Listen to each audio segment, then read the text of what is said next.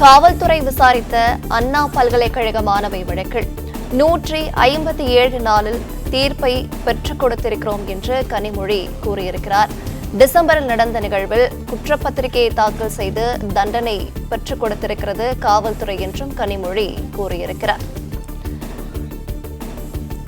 CBI விசாரித்த பொள்ளாச்சி பாலியல் வழக்கு 6.5 ஆண்டுகள் நடைபெற்றது என்றும் கனிமொழி கூறியிருக்கிறார். கூடுதல் விவரங்களை தருகிறார் செய்தியாளர் மாணிக்கம். வணக்கம், மேலும் விவரங்களை சொல்லலாம். சென்னை மாணவிக்கு இழைக்கப்பட்ட பாலியல் அநீதிக்கு உடனடியாக 5 மாதங்களில் அதுக்கான தீர்ப்பையும் நியாயத்தையும் பெற்றுக் கொடுத்திருப்பதாக திமுகவினுடைய துணை பொதுச் செயலாளர் நாடாளுமன்ற குழு தலைவர் கனிமொழி கருணாநிதி அறிக்கை வெளியிட்டிருக்கிறார். தமிழக காவல்துறை விசாரித்திருக்கக்கூடிய அண்ணா பல்கலைக்கழக மாணவி வழக்கில் 157 நாளில் தீர்ப்பை பெற்றுக் கொடுத்திருப்பதாகவும், சிபிஐ விசாரித்த பொள்ளாச்சி பாலியல் வழக்கு 6.5 ஆண்டுகள் நடைபெற்றது எனவும் ஒப்பிட்டு அதிமுகவுக்கு இந்த அறிக்கையின் மூலமாக ஒரு கண்டனத்தையும் தெரிவித்திருக்கிறார். 2019 முதல் 2021 மே வரையில் எடப்பாடி பழனிசாமி ஆட்சியில் பொள்ளாச்சி பாலியல் வழக்கை நடத்திய லட்சணத்தை குற்றவாளிகளுக்கு துணை போனதையும் இந்த நாடறியும் என அவர் தனது அறிக்கையில் காட்டமான ஒரு பதிலை தெரிவித்திருக்கிறார். மேலும் அண்ணா பல்கலைக்கழக மாணவி பாலியல் வழக்குல கைதான ஞானசேகரன் மீது சுமத்தப்பட்டிருக்கக்கூடிய 12 குற்றச்சாட்டுகள்ல 11 குற்றச்சாட்டுகள் நிரூபணமாகியுள்ளதாக சென்னை மகளிர் நீதிமன்றம் தீர்ப்பளித்திருக்கிறது. ஜூன் 2ஆம் தேதி தண்டனை விவரங்கள் அளிப்பதாக நீதிபதி அறிவித்திருக்கிறார். கடந்த டிசம்பரில் நடந்த இந்த நிகழ்வு மிக துரிதமாக குற்றவாளிகளை கண்டுபிடித்து குற்றப்பத்திரிகை தாக்கல் செய்து வழக்கு விசாரணையை முடித்து குற்றவாளிகளுக்கு தகுந்த தண்டனையும் பெற்றுக் கொடுத்திருப்பதாக தமிழக காவல்துறையை அவர் பாராட்டும் விதமாகவும் இந்த அறிக்கை வெளியிட்டிருக்கிறார்.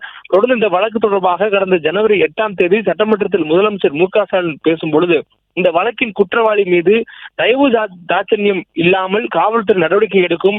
இந்த வழக்கில் 60 நாட்களுக்குள் குற்றப்பத்திரிகை தாக்கல் செய்யப்படும். விரைவு நீதிமன்றத்தில் விசாரணை நடத்தப்பட்டு குற்றவாளிக்கு உச்சபட்ச தண்டனை கிடைக்கும் என்று சொன்னார்.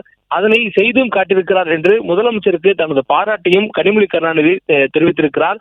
மேலும் சம்பவம் நடந்த நாளிலிருந்து சரியாக 157வது நாளில் குற்றவாளியின் தண்டனையை உறுதி செய்திருக்கிறது தமிழக காவல்துறை என காவல்துறைக்கும் தனது பாராட்டுகளை தெரிவித்திருக்கிறார்.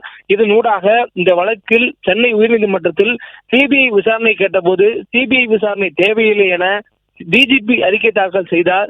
சிபிஐ கூட இவ்வளவு துரிதமாக விசாரித்திருக்க முடியுமா என கேட்கும் அளவுக்கு இந்த வழக்கை தமிழக காவல்துறை மிக சிறப்பாக நடத்தி குற்றவாளியின் குற்றத்தை நிரூபித்திருக்கிறது என தமிழக காவல்துறைக்கு தனது பாராட்டுகளையும் தெரிவித்திருக்கிறார். இதனிடையே எடப்பாடி பழனிசாமி ஆட்சி நடந்த பொள்ளாச்சி பாலியல் வழக்கு நாட்டையே உலுக்கியது எனவும் அந்த சம்பவத்தையும் மேற்கோள் காட்டி கடந்த 2016ஆம் ஆண்டு முதல் 2018ஆம் ஆண்டு வரை நடைபெற்ற அந்த குற்ற சம்பவம் 2019ஆம் ஆண்டுதான் வெளிச்சத்துக்கு வந்தது எனவும் அன்றைக்கு திமுகவுடைய எதிர்க்கட்சிகளும் ஊடகங்களும் பொள்ளாச்சி பாலியல் வழக்கை வெளிக்கொண்டாமல் போயிருந்தால் அன்றைய எடப்பாடி பழனிசாமி அரசு விவகாரத்தை மூடி மறைத்திருக்கும் என்று அதிமுகவின் மீது இந்த நேரத்தில் குற்றச்சாட்டையும் முன்வைக்கிறார் கனிமொழி கருணாநிதி.